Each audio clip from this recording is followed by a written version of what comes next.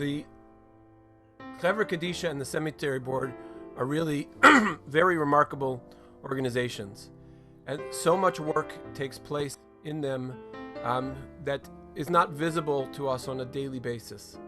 But their stewardship and their care, their kindness is remarkable. And every year, the chair of the cemetery board delivers, if you will, a State of the Union, a report to the congregation about how the cemetery board has functioned and give us various updates. I'm very privileged that the co-chair, Arnold Silber, has recorded for us this message. And if you will permit me, I'm going to share my screen and you'll be able to hear Arnold. And I just want to offer a personal thanks to Arnold and to all the members of the cemetery board for the very caring and important work that they do.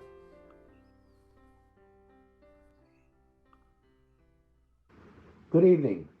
I'm Arnold Silver, co-chair of the Schara Tzedeck Cemetery Board, along with co-chair Jack Kowarski. I want to welcome you all to this evening's program, where we will honor the work of our Chevra Kadisha in connection with this week's Torah Parsha, Chayeh sara. We've all experienced a very difficult year. The COVID-19 pandemic has created hardship and uncertainty not only for our members of our community, but for the entire world. Here in Greater Vancouver, in our Jewish community, we've been fortunate so far that we have not been significantly touched by this disease. However, it has had a huge impact on our lives. Members of our community have suffered financial hardships from lost business and employment. But even more, we have suffered in our personal lives. We've been separated from our families for fear of unknowingly infecting our loved ones. Grandparents and their grandchildren have been denied the loving and personal relationships they crave and upon which they thrive. Adult children of elderly parents have also been impacted in that they are unable to enjoy those special times together, made even more difficult for those parents who need the help of their children in their day-to-day lives. Zoom meetings and FaceTime are certainly a substitute and offer at least some ability to interact, but the tactile nature of these relationships have been severed, and it has taken a toll on the mental health of many in our community. We all pray that soon we will be able to come out of this isolation into the light and warmth of a united community and a united family. Perhaps when this pandemic comes to an end, we will find deeper meaning in those relationships we have had to forgo during this difficult time. Normally, the Schara Tzedeck Cemetery Board hosts a community-wide Shabbat lunch to recognize the work of the members of our Chevra Kadisha and to honor them collectively and individually. This year, that is not an option, and so we have planned a special event instead. This annual address is our opportunity to give you a brief report on what has taken place over the past year at our cemeteries. First, the facts and figures. During the most recently ended fiscal year between September 2019 and August 2020, we performed 44 burials in our New Westminster Cemetery, 17 in our Surrey Cemetery, and 1 in the Jewish section of Mountain View Cemetery in Vancouver. Of these 62 burials, 7 were members of Congregation Schara Tzedeck, and 8 deceased people were prepared and transported to other cities for burial. Our Chevra Kadisha prepared and conducted funerals for 14 members of the Congregation Beth Israel, 13 for Temple Shalom, and 2 for Harel on Vancouver's North Shore. These 3 congregations have their own cemetery grounds. We are so very proud and honored that these and other congregations of our broader Jewish community have placed their faith and trust in us to provide this holy service to their members. We are also proud that several members of our Chevra Kadisha are affiliated with these congregations, making our Chevra Kadisha truly a community involvement. Our board remains steadfast in its dedication to our core principle of ensuring that every Jew, regardless of financial ability, is given a proper, dignified Jewish burial. The cemetery board and its members understand 2 equally important principles. First, we must act with compassion and understanding of the needs of those in our community who are less fortunate than most. Second, the cemetery board has a responsibility to the entire community to ensure we operate in a fiscally sound and prudent manner in keeping with our duty of trust. I would like to thank the members of the board of directors for their continued guidance. Shirley Barnett, Harvey Dales, Joshua Hauser, Hody Kahn, Howard Talner, Mark Schoenfeld, Gary Siegel, Herb Silver, and Barry Yaknis. We will continue to operate with both fiscal prudence and compassion as we continue our long tradition of providing a high level of service to families during a very difficult time, the death of a loved one. In keeping with these principles, I want to tell you about an ongoing program that honors those in our community whose graves have gone unmarked for a long time. Several years ago, a philanthropic fund called the Chayeh sara Fund was created to raise money to place headstones on unmarked graves. Some of these graves have been occupied for decades and remain unmarked for various reasons. In some cases, there were no family members left, and in others, family members were simply not financially able to honor their loved one in this important way. Over the years, the fund has grown, and we recently installed 48 headstones on graves at a cost of over $30,000. Some of these graves have been left unmarked for more than 50 years. There are approximately 50 more unmarked graves left in our cemeteries, and we are planning to place headstones on them next year. We are still seeking donations and welcome any contributions to this important program. I am pleased to announce that the board of directors, as a substitute for Chayeh sara lunch, will be transferring the cost of hosting this lunch to this fund. The last initiative I want to share with you is based on our commitment to sustainability at our cemetery in New Westminster. Last year, we completed work on a well and water storage system. The system uses groundwater to irrigate the lands at our New Westminster Cemetery. This past spring and summer, we drew more than 7 million liters of water from the well and used it for irrigation to keep our cemetery green during the hottest months of the year. Not only does this eliminate the use and high cost of drinking water for this purpose, it allows us to irrigate the grounds during times when such practices are generally prohibited, resulting in green grass all year long. This system will provide water for decades to come and help us ensure that our cemetery remains the beautiful place for visitation and reflection that is so many in our community use.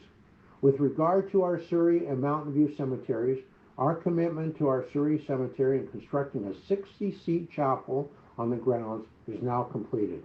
I would like to thank Shirley Barnett and Harvey Dales for their time and effort in making our plan a reality. Special thanks again to Shirley for her continued efforts and supervision to ensure that the Jewish section at Mountain View Cemetery in Vancouver is maintained in a pristine manner. In closing, I wish to thank the dedicated members of our Chevra Kadisha, and I would like to recognize Mr. Maurice Calpon, who is retired this year after 30 years of service as a member of our Chevra Kadisha, and the clergy members who perform funerals and unveilings for us. Special thanks to Rabbi Rosenblatt, our rabbi, Joseph Marciano, our funeral director, Howard Jampolsky, our executive director, and our office and operation staff. These people contribute greatly to ensuring the most difficult of the three major life cycle events is handled with love, devotion, care, and understanding. Vancouver's entire Jewish community is lucky to have the service of these dedicated people. And this week, as we prepare to read Parsha Chayeh sara, we recognize their commitments to duty, community, and excellence. Thank you very much.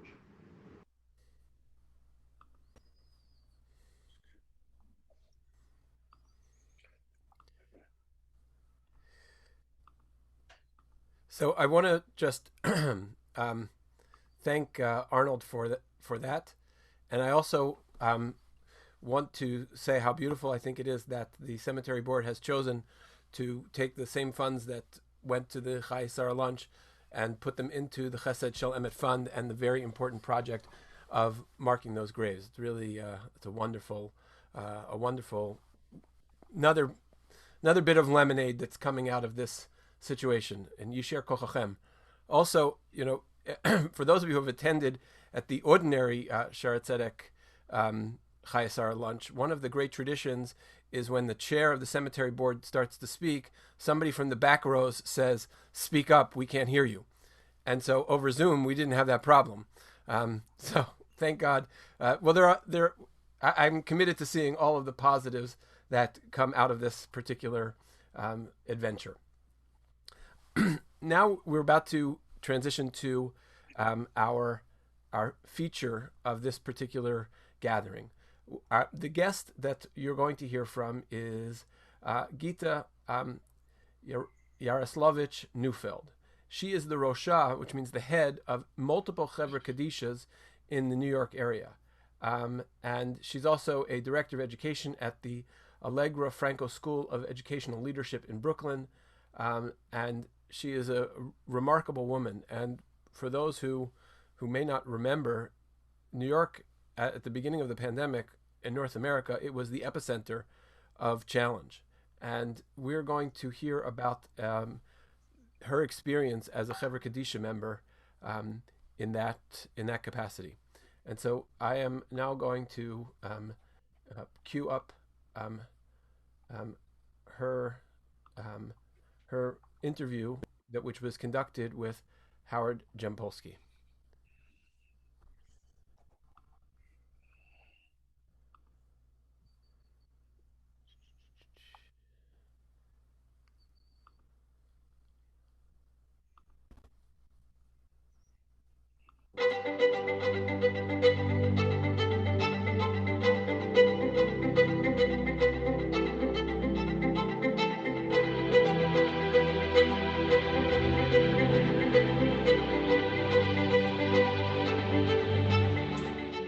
Good evening, Gita, and thank you for taking time to chat with us today.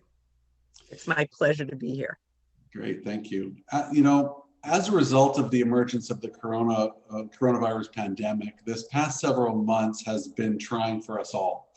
Here in Vancouver, on the shores of Western Canada, we've been really spared the worst of it. In British Columbia, with a population of about 3.5 million people, we recorded just over, to date, 16,000 cases of COVID-19. 13,000 of these people have fully recovered, but tragically, we suffered 273 deaths. Now, our Chevra Kadisha serves the Jewish community in the entire metropolitan Vancouver area, and we have not as yet, thank God, handled any deaths from COVID-19. I know this is a very different story from what you've experienced in the Metro New York area. Perhaps you can tell us. Indeed it is. We were hit hard, strong, and long. The numbers of deaths that we were dealing with were unprecedented, even before you deal with the issues surrounding those deaths. New Montefiore Cemetery, one of the large cemeteries in the area, normally handles 30 burials a week, was handling 600 a week over the month of April. Funeral homes were inundated. We had the challenge of volume, and then we had the challenge of what do we do in this unprecedented crisis where we really don't know too much about the disease transmission and about how to guard our health and the safety of Chevra members. For example, on the second night of Pesach, where most people in the New York metro area were sitting down to the Seder, one of the Chevras that I work with had women working on Taharas from the minute they start the second night, going on till 2 a.m., coming home, collapsing into bed, and the men then went to do their Taharas. A friend of mine who's a member of that Chevra did 14 Taharas in that evening, where normally we try to spread it out and not have people do more than 2 in a night or 4. Just there's something that glitched on my computer. I'm gonna just start the share again and go back to where we were.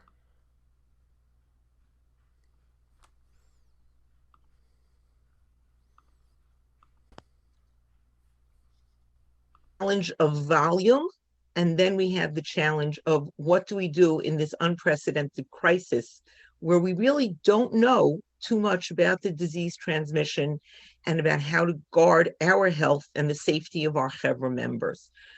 For example, on the second night of Pesach, where most people in the New York metro area were sitting down to the Seder, one of the chevras that I work with had women working on taharas from the minute they could start the second night, going on till 2 a.m., coming home, collapsing into bed, and the men then went to do their taharas.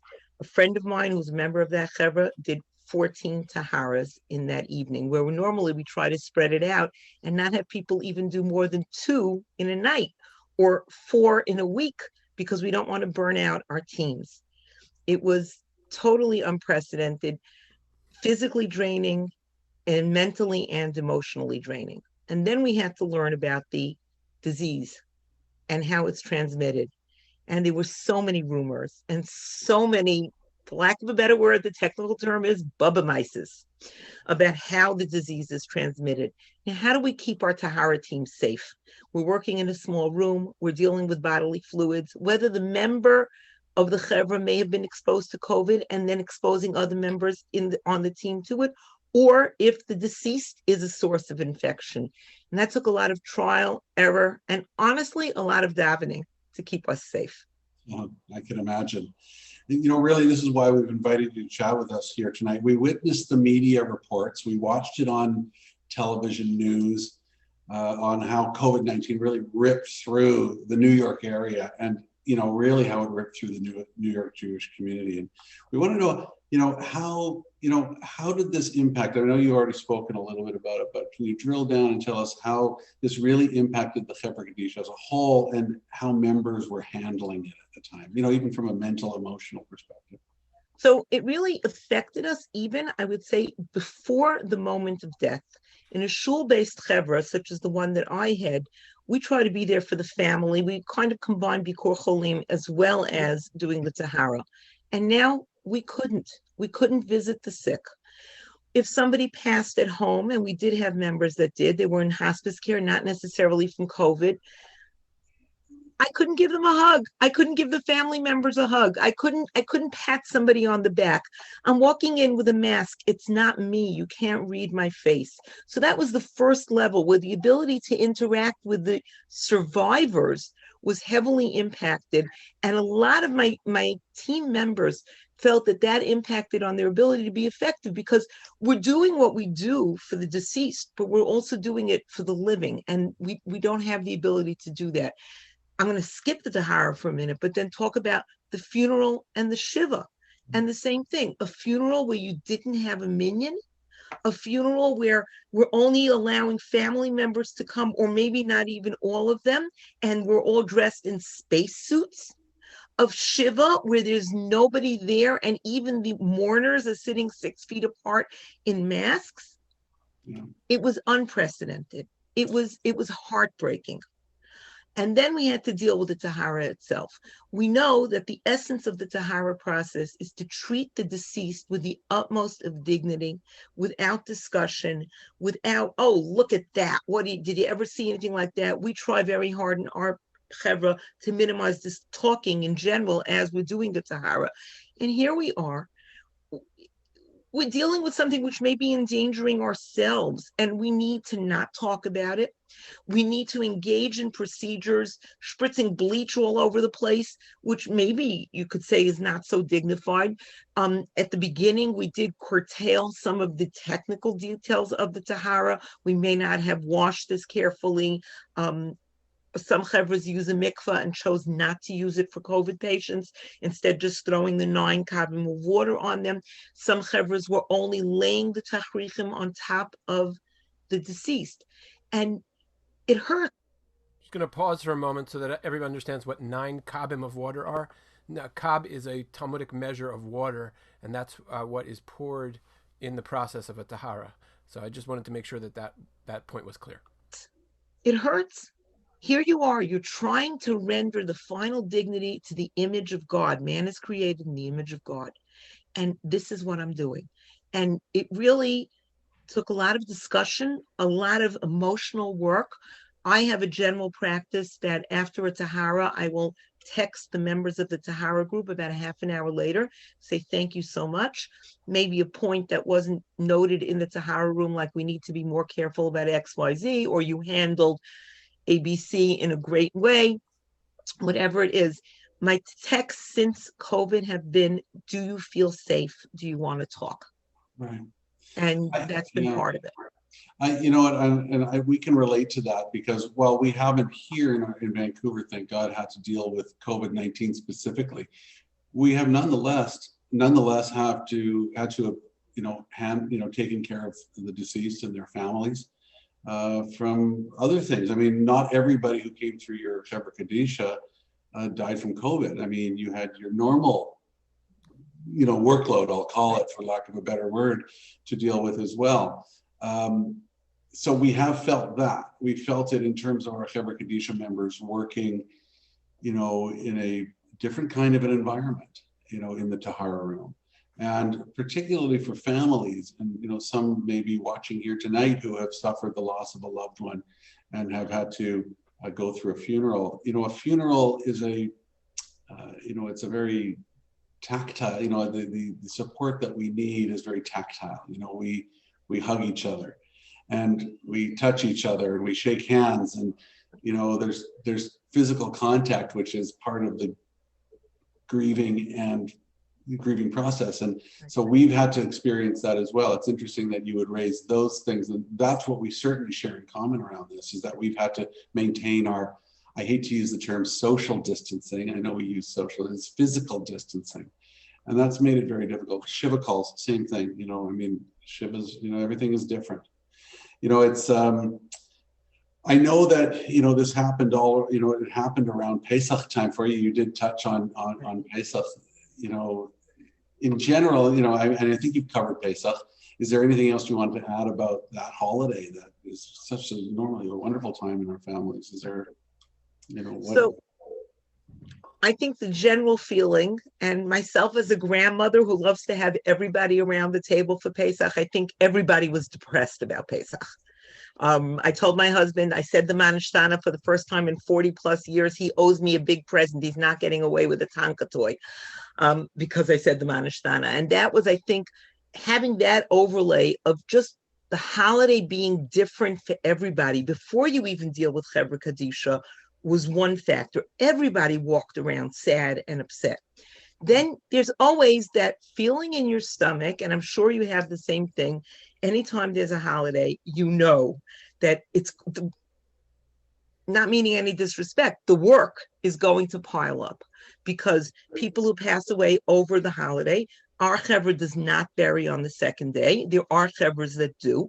So that means that I have at the very least 2.5 days of potential deaths anytime there's a yontif. So you had that, plus you knew it was going to be harder, plus then you have dealing with the shivas after the yontif, because even if you buried in Chol Hamoed, you still have the shiva afterwards. So I always have like a little bit of a pit in my stomach when I turn my phone back on after the second day, like what am I going to hear and see? And did I well, because of COVID, I didn't walk to the hospital, but usually over Yontiv, if something happens, I end up walking to the hospital to make sure that things are running smoothly and things are done in an appropriate fashion. So you had the joy of the holiday was mitigated just by the circumstances of COVID. And then you had, as always for a Chevra member, who knows what's going to happen over Yontiv, just as a Chevra member. And then you had, and you're in the middle of, and I'll use a Pesach appropriate word, a plague. And how do you handle that? How do you deal with that as well? You're concerned about family members. On the one hand, my mother is Kinahara in her 90s, living alone, totally functional. Couldn't bring her to my house for the holiday. It was impossible. Okay, so that there's that overlay, and it's Yontiv, and you have to deal with it. And we went through it. There was a lot of conversations between heads of chevras. It was interesting because we have kind of like unlike in Vancouver where you have the one chevra, there are multiple chevras. I myself serve on 4 different chevras. So I could talk to myself if I want to talk to heads of chevras, but we did have conversations throughout, which really helped. If somebody heard about a better mask, if somebody heard about a different piece of equipment or a new finding from the CDC, we would share it amongst ourselves. And I think that helped at dealing, especially in those first days where there was so much non-information and misinformation. And Pesach was a difficult time, obviously. The whole pandemic was new. We're hearing new information about what we should, what we shouldn't do. That changes all the time. And that was Pesach. But we fast forward to the next set of holidays. We're into Rosh Hashanah, we're into Yom Kippur, Sukkot. Now obviously I know that things might be, they kind of heated up a little bit again, but I don't think you saw quite the number of people passing from COVID-19 is what we understand. And it was a bit quieter in general, but how did that feel? I mean, now you don't have the Chevra Kadisha work piling up on you, but you certainly are still dealing with social distancing. How different from Pesach was your high holidays? It was somewhat different, but not as different as I would have liked it to be. I do have members that already have antibodies, and I'm able to send them if I feel that it's a case where I really need somebody to literally be able to give a hug. I will say, will you please go? I, fortunately or unfortunately, don't have antibodies. I was so sick. I don't have any antibodies. We don't know why. So I need to be careful. Rosh Hashanah, Yom Kippur were the awe-inspiring high holidays that they are. We were concerned about illness. Actually, what happened was for the month between Tisha B'Av and let's say the 2 weeks before, for that month, Tisha B'Av until almost before Rosh Hashanah, we had a series of weddings, bar mitzvahs, parties, whatever, which I've now learned the term were called super spreader events. We actually, sadly, where I live in Far Rockaway, we were a red zone.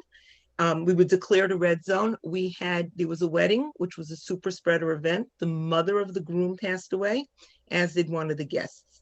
So we didn't have a lot of deaths, but we had these two targeted deaths, people that you knew that were friends with each other, that we assume, only God knows exactly where they got it, but we're going to assume that something happened at this event.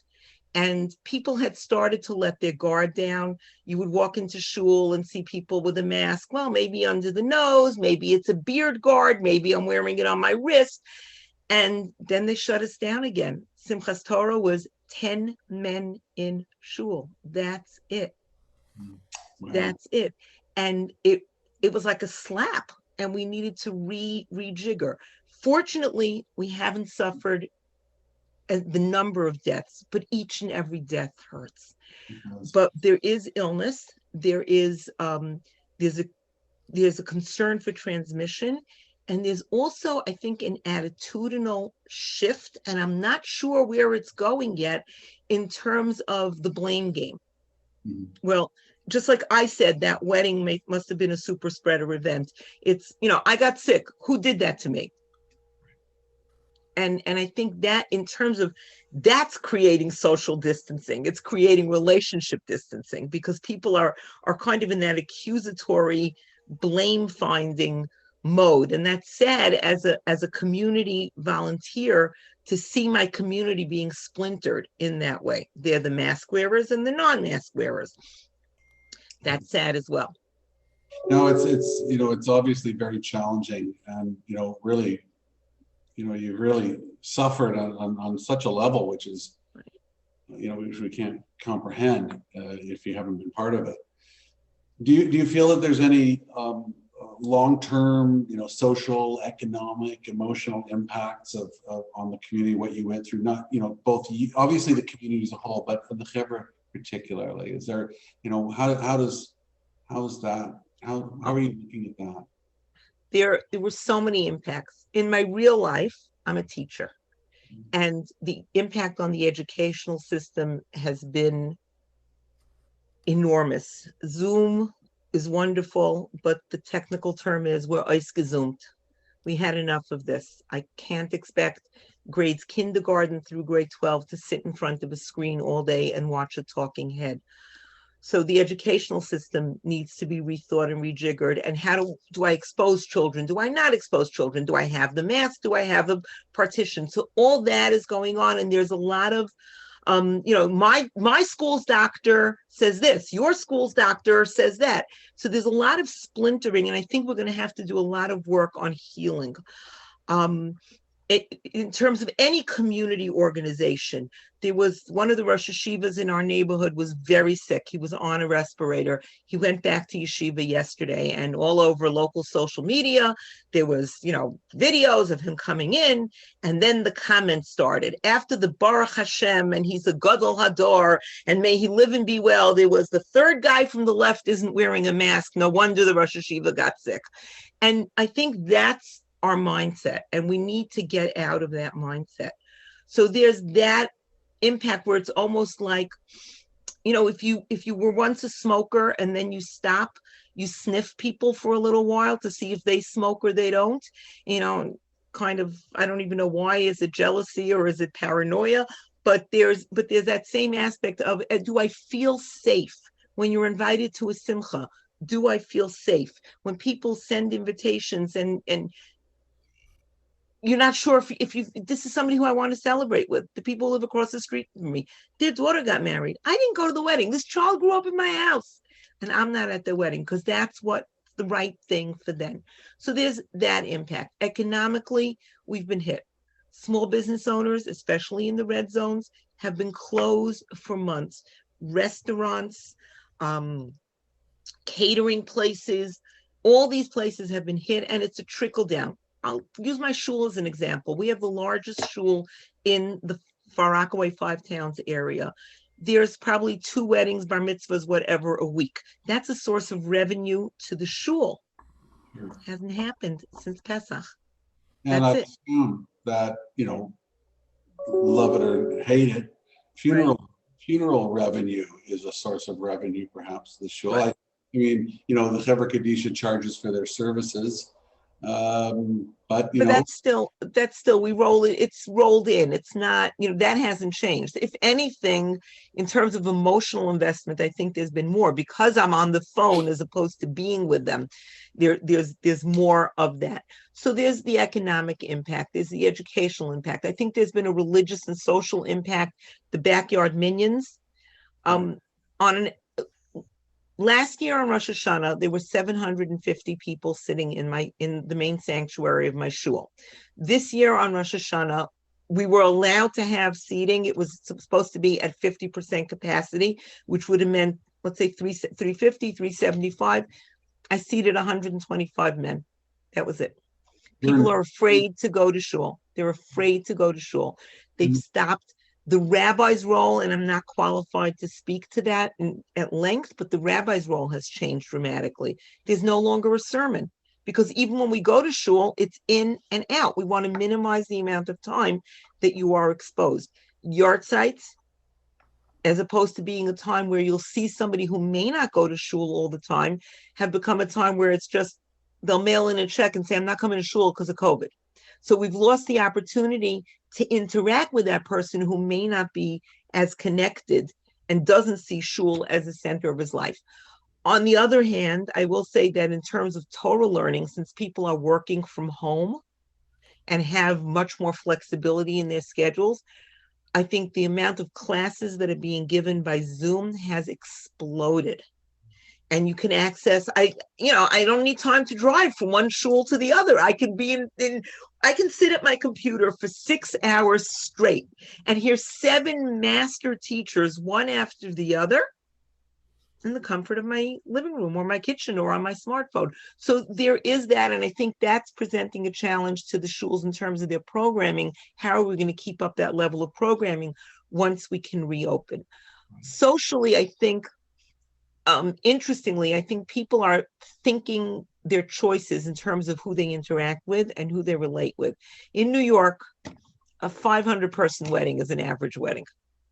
That's just the way it is. That's the way New Yorkers work. There's family and they're all here, and it's easy to get everybody, even if you don't live that close, it's all accessible. And now because of COVID, you're starting to think and maybe make like a hierarchy or an A list, not in the sense of, you're better, but who are the people that really matter to me? Yeah. If I were to make a simcha tomorrow and I want my mother there, who else do I really want there? Because I can't have more than X amount of people. And I think in that sense, it's the opposite of being a Facebook friend, where everybody's your friend. You're really thinking about your friendships. We're also acting on our friendships in different ways. I have a very dear friend who's undergoing chemo. I visit her once a week until Pesach. And now I talk to her every day on the phone.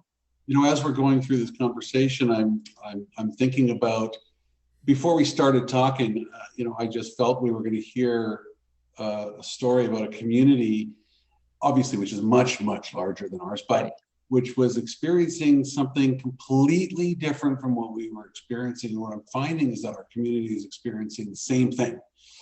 We may not have the deaths, thank God, for us, but we have the same issues. We have only 50 people allowed in our shul for a service. Rosh Hashanah this year was, instead of one large, we have, I think, if I'm not mistaken, about 1,500 seats in our synagogue.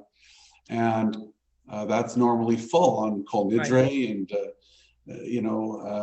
but we could only put 50. So instead of one service, we were having much shorter, multiple services at the same time in seatings, like, if you will. Right. And it was, it worked. And I think maybe some people actually liked that. It was a much quicker service. But it wasn't the same. You didn't have it wasn't the same feeling, and so really our communities have faced the same challenges and struggles. Safe to say that yours has faced a lot, the additional pain and suffering of all of the death that you've had to deal with.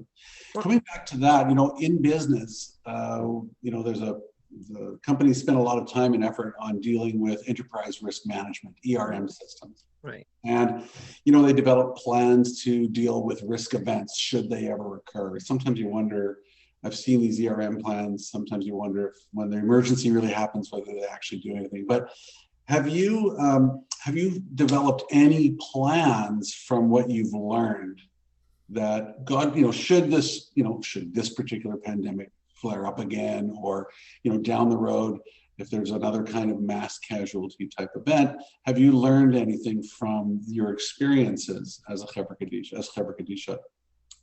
I think we've learned that we need to be able to be flexible and pivot, which is, when you think of a Chevra Kadisha, it's tradition. You've got the fiddler on the roof in the background. We're doing it exactly the same way our forefathers did it. My Chevra, it's interesting. I'm the only person in the Chevra who speaks Yiddish, but when we ask forgiveness at the end, we do it in Yiddish and in English. So we're so tradition, and we do it exactly the same way. I remember when gloves were introduced, it was like a big deal. We had to ask the rabbi if we could start wearing gloves to protect ourselves. This goes back 40 years. So it's very, we were like very structured. And I think now we've learned that you need to be able to pivot. We need to go with the flow always. You always have something unexpected happen at a tahara, but we have a framework. And now we realize that framework is not made of wood. It's probably made of elastic. And it stretches, it contracts, and it expands to fit the circumstance. So that's one thing that I think we've learned. Another is that we need to care for the health of our Chevra members. And it's become much more important to me. New York State regulations, as far as the Chevra Kadisha, there are none. We voluntarily, most of the Chevras in the New York area have now put into place that you need to be tested for COVID once a month, even if you're not showing symptoms. Just because I don't want you in that tiny little tahara room endangering somebody else. Remember that the majority of your Chevra members are older, so they're automatically at risk, at higher risk. So we've become more aware and sensitive to the health of our members. I used to just remind them at the Zayin Adar, don't forget your hepatitis shot. Now there's more to it than that. We've also become more sensitive to the emotional health and well-being of our members. We realize that it's traumatic. It is a trauma. It's a gaping hole. When you look at the local Jewish paper and the Shiva listing takes 4 pages, when shuls run out of Shiva chairs, it's a trauma for everybody, but we're on the inside. We're seeing it. We're hearing it. We're getting the phone calls. And then we're dealing with the regulations in New York were, until a few weeks ago, family members could not be at a bedside. So then we're dealing with survivor's guilt. I wasn't there when my dad passed away. Right. And that's another thing that falls upon the clergy, and I would say the chevra, because the clergy is there and they are so overwhelmed. But we're the ones who are sitting there and waiting for the limo and dealing with the paperwork. So we're the ones that have the opportunity to engage in that conversation as well. You know, you mentioned Zion Adar in Vancouver. We celebrate the work of the Chevra Kadisha on Chayeh sara, and that's why we're doing this, this program here tonight in anticipation of Chayeh sara this week. Many, if not all, of our Chevra Kadisha members who come from a broad range of synagogues. We have members of our Orthodox congregation. We have members of Conservative, Reform, as well as the other organizations that exist out there in our communities are here right now on this program watching. Do you have a message for them? I think the message is we can do it. Don't give up. It's a challenge, but we are blessed to be able to be the messengers that confront that challenge. I always say Chevra Kadisha are my favorite people.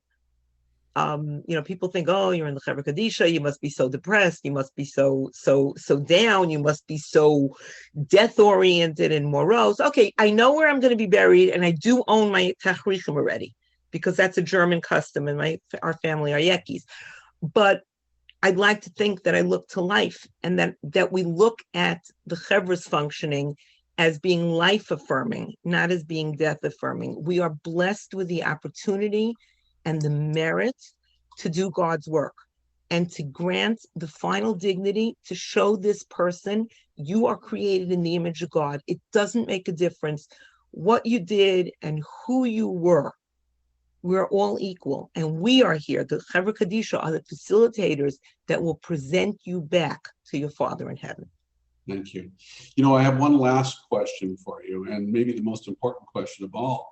You did mention that you had been very sick. I'm not going to ask you for your medical history, but I presume from that comment that you perhaps were infected with COVID. I don't know. You don't have to disclose it. But my question for you is not just from a perspective of, are you better from the COVID that you may not have had? Are you okay? There are days that I'm not. Thank you for asking, because people forget to ask the people that are busy asking everybody else. There are days that I'm not. Everybody's human. You hit a wall and you have to really stop and think about what's important and what do I need and what do I have to do. And if it means walking into a room and closing the door and just crying, because Chevra members don't cry. We're the strong ones. If it means going at 5 a.m, walking in the dark, just because that's a place where I can just be myself, do that. It's hard. We need to take care of ourselves. You know, they always say when you get on the plane and they do the speech that nobody listens to about the safety, fasten your seatbelt, and then they show the oxygen mask.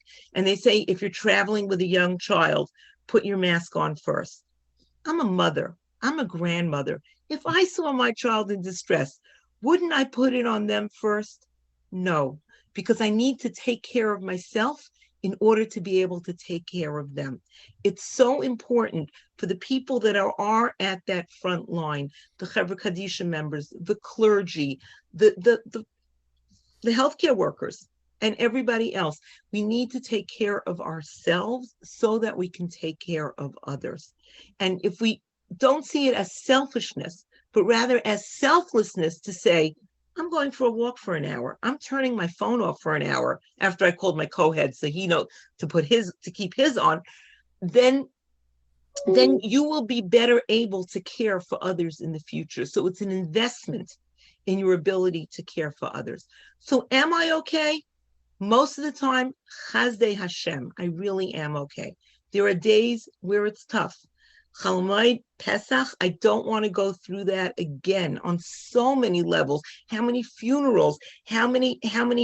Let's prepare for a non-Shiva Shiva for after the holiday.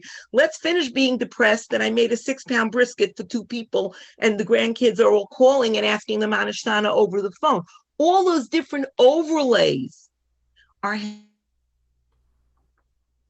happening. But most of the time, I am okay. And I'm thankful for the opportunity to be okay. And I look forward and I hope and pray that we merit the blessing that Hashem gives those who are involved in public, that Hashem will look out and protect us. That's all I can hope for. Amen. You know, Gita, I want to thank you so much for taking the time this evening to chat with me. You know, my pleasure. Our community was luckier than most in that we watched the worst impact of COVID-19, for the most part, from afar. Pandemics don't discriminate, though, and we all know, and we all need to remain vigilant until such time as this healthcare crisis passes. On behalf of our Chevra Kadisha, and by extension, our entire Jewish community here in Metro Vancouver, I thank you for your service to your community and pray, with God's help, this crisis will end soon so we can enjoy our lives. Amen. And once the quarantine business is over, I'll come visit Vancouver. We will hold you to that. Chayeh sara 2021, we've got you booked. Ezrat Hashem. Thank you. Thank you so much, Gita. My pleasure.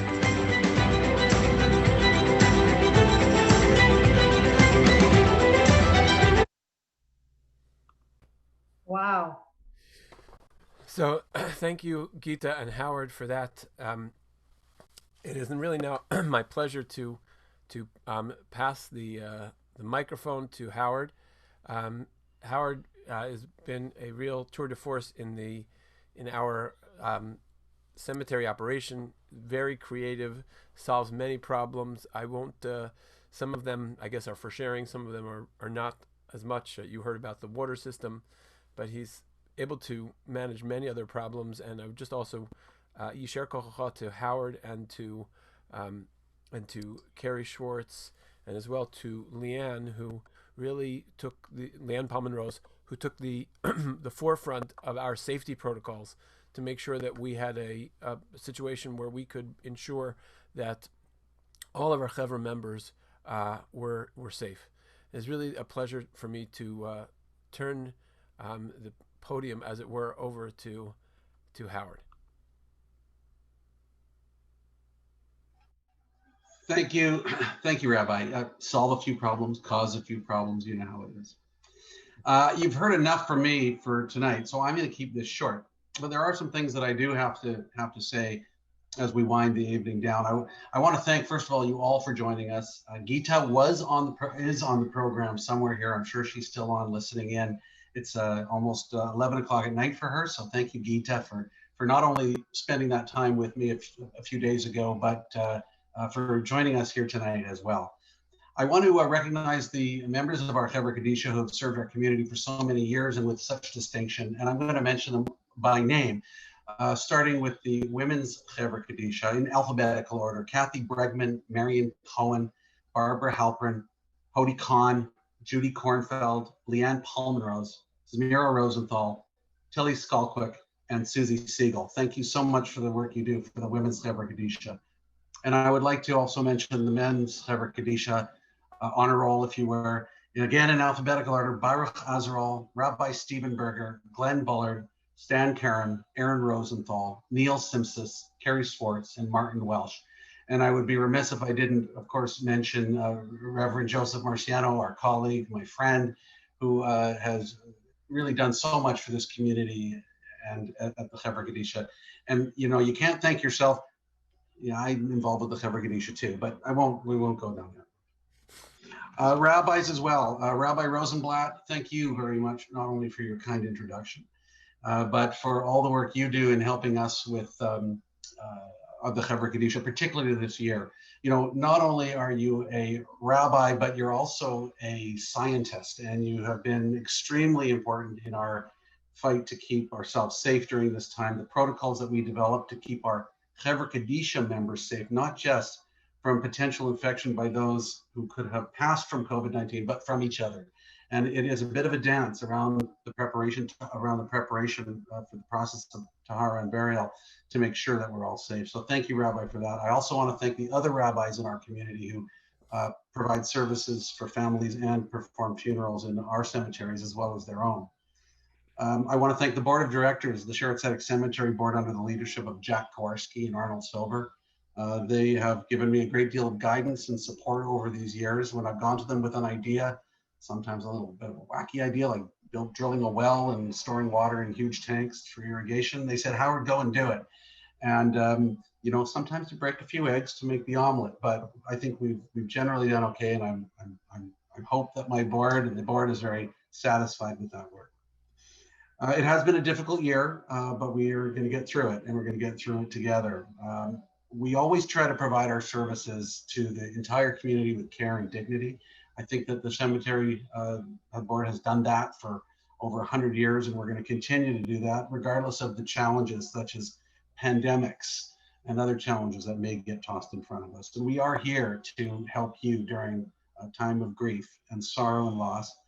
But I should also tell you that we're also here to give you information during times when you're not suffering grief and loss. And we are here to help you plan in advance if that's what you want to do.